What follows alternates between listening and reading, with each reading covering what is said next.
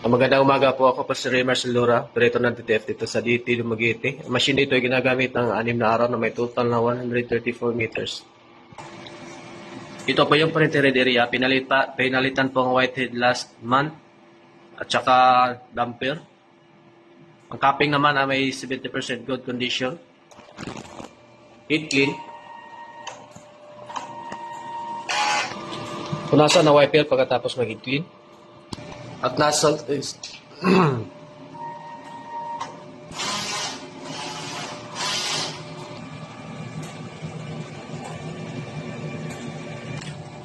ito naman yung ink tank system. Yung ink level is mababa yung yellow tsaka magenta. Ang waste tank area dinispose po last week. Ito naman yung EVR. Ground wire. Ito naman yung stock ko na yung mga unused resin powder tsaka cleaning solution. Ito naman yung mga ink, film. Ito naman yung physical inventory,